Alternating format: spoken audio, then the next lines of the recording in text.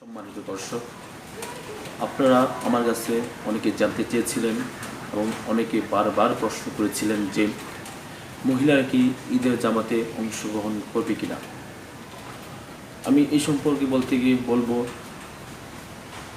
আজকে আমি আমার কোনো মত প্রকাশ করব না।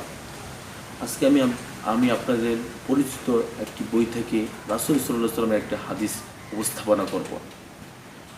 আপনারা সবাই এই বইটির সাথে পরিচিত। বইটি হচ্ছে আলিম ক্লাসের মিশকাতুল মাসাবি এর দ্বিতীয় খণ্ড। এই বইটি আজকে আপনাদের সামনে আমি নিয়ে এসেছি। বইটি আপনারা দেখতে পারেন। আমি এই বই থেকে হাদিসটি উপস্থাপন করব। হাদিসটি রয়েছে এই বইয়ের 1345 নম্বর হাদিস। এই জন্য আজকে আমি আপনাদের সামনে বইটি নিয়ে আসছি। আপনারা অনেকে অনেক কথা বললে, সহিহ হাদিস বললেও আপনারা বিশ্বাস করতে চান না। আপনারা বলে থাকেন যে আমি বানিয়ে বানিয়ে কথা বলছি অথবা বানিয়ে বানিয়ে হাদিস বলছি। সেজন্য আজকে আমি আপনাদের সামনে আপনাদের পরিচিত যে বইটি রয়েছে সেই বইটি নিয়ে এসেছি এবং বই থেকে দেখে দেখে আপনাদের সামনে উপস্থাপনা করব। যদি আপনারা কোনো সন্দেহ থাকে আপনারা এই বইটি দেখতে পারেন। যেই জায়গায় থাকেন আপনি সেই জায়গায় দেখতে পারেন যে আলিম ক্লাসের যে মিশকাতুল মাসাবি যে বইটি রয়েছে, হাদিস গ্রন্থটি রয়েছে, ওই হাদিস গ্রন্থের দ্বিতীয় খণ্ডে 1345 নম্বর হাদিসটি যেভাবে আছে আমি সেইভাবেই উপস্থাপনা করছি। হাদিসটিতে রয়েছে আন উম্মে আতিয়াতা রাদিয়াল্লাহু তাআলা আনহা, হযরত উম্মে আতিয়া রাদিয়াল্লাহু তাআলা আনহা হতে বর্ণিত, কওলা, তিনি বলেন, আমাদেরকে নির্দেশ দেওয়া হয়েছে আন নাখরুজা, আমরা যেন বের হই, আল হইয়াদু, ঋতুমতী মহিলাগণ, ইয়াউমাল ঈদাইনি, দুই ঈদের দিন, ওয়াদারল খুদুরি, এবং পর্দাশীল মহিলাগণ।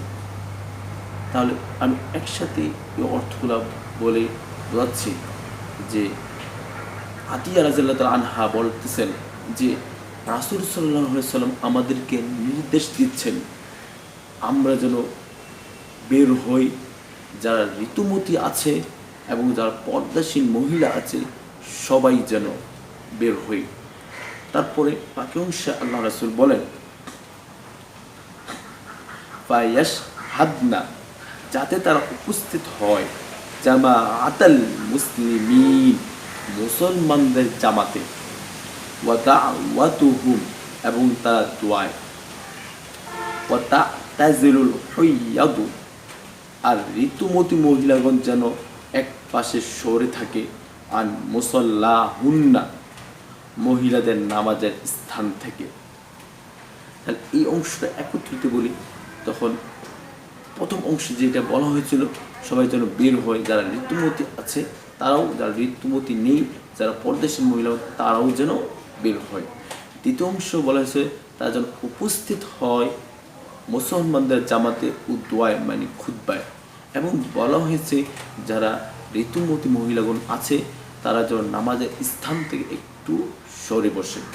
তারপরে এই কথা শুনে একজন মহিলা আরজ করলো, কলা ইমরাতুন, একজন মহিলা বলল, রাসূল সাল্লাল্লাহু আলাইহি ওয়াসাল্লাম, ইয়া রাসূল সাল্লাল্লাহু আলাইহি ওয়াসাল্লাম, আহাদুনা, আমাদের মাঝে এমন এমন নারী আছে যাদের কিনে লাইসা লাহা জিলবাবুন, যার কাছে শরীর ঢাকার মতো বড় চাদর নেই, তারাও কি ঈদগাহে উপস্থিত হবে?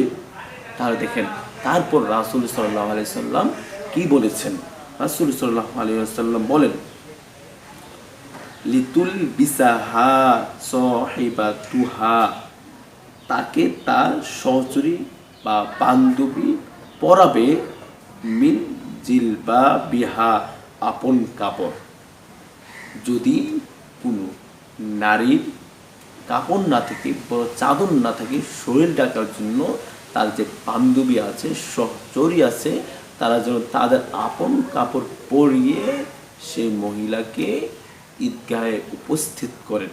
তাহলে সম্মানিত দর্শক, আপনি এই হাদিসটি থেকে কী বুঝলেন? এই হাদিসটি রয়েছে মুত্তাফাকুন আলাইহি, বুখারী ও মুসলিমে। তাহলে এই হাদিসটা আপনি কীভাবে বুঝলেন? দেখেন হাদিসটির 3টি অংশ আপনি স্পষ্টভাবে বুঝতে পেরেছেন আশা করি।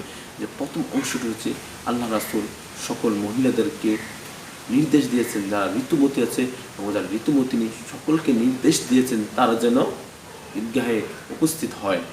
এবং দ্বিতীয় যেটা বুঝতে পারলেন, তারা যেন যে মুসলমান যারা জামাতে ঈদের নামাজ পড়বে তারা যেন ঈদের নামাজে উপস্থিত হয়, জামাতে অংশগ্রহণ করে। আর যারা ঋতুমতী মহিলা আছে তারা যেন একটু সরে বসে এবং তারা যেন দোয়ায় অংশগ্রহণ করে। এবং তৃতীয় যেই বিষয়টি উল্লেখ রয়েছে, একজন মহিলা যখন প্রশ্ন করলেন আল্লাহ রাসূলকে যে কোনো মানুষের যদি চাদর না থাকে বা কোনো কাপড় না থাকে শরীর ঢাকার জন্য, তারাও কি উপস্থিত হবে কিনা, তখন আল্লাহ রাসূল বলেন হ্যাঁ, তারাও কি উপস্থিত হবে। তার তার বান্ধবী বা তার সহচরী আপন কাপড় নিয়ে, মানে যদি তার কাপড় না থাকে সে যেন ধার নিয়ে, অথবা যাদের কাপড় আছে তারা যেন যাদের কাপড় নেই তাদেরকে জড়িয়ে তাদের কাপড় দিয়ে তারা যেন ঈদগাহে উপস্থিত করায়। তাহলে এই হাদিস থেকে একদম স্পষ্ট হয়ে যায় যে আল্লাহ রাসূল কত গুরুত্ব দিয়েছেন মহিলারা ঈদের জামাতে উপস্থিত হওয়ার জন্য। দেখেন, যাদের কাপড় নেই তারাও উপস্থিত হতে হবে, যারা ঋতুমতী আছে তারাও উপস্থিত হতে হবে। তাহলে দেখেন, আজ আমরা যে মহিলাদেরকে ঘরে বসে রাখছি, তাহলে কি আমরা এই হাদিসটি অমান্য করছি না? আল্লাহ রাসূল এখানে নির্দেশ দিয়েছেন, আদেশ দিয়েছেন, কিন্তু আজ আমরা আমাদের কিছু মত প্রকাশ করে মতকে প্রাধান্য দিয়ে আমরা এই হাদিসটি রাসূলের কথাকে আমরা অমান্য করছি। তাহলে আমি বলবো, আসুন আমরা আমাদের মতকে প্রাধান্য না দিয়ে রাসূল সাল্লাল্লাহু আলাইহি সাল্লামের মতকে প্রাধান্য দিয়ে আমরা আমাদের যারা মহিলা আছে তাদেরকে ঈদের জামাতে উপস্থিত করাই। আর অবশ্যই মহিলারা ঈদের জামাতে অংশগ্রহণ করবে এবং করতে হবে। এটি রাসূল সাল্লাল্লাহু আলাইহি সাল্লামের আদেশ এবং নির্দেশ।